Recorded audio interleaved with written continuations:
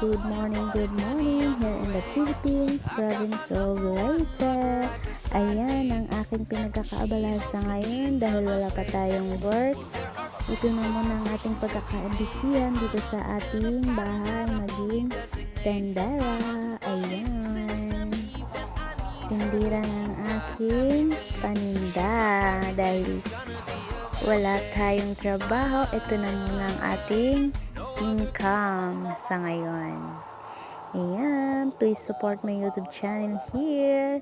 I'm a small YouTuber. I hope you like my videos. And like na din.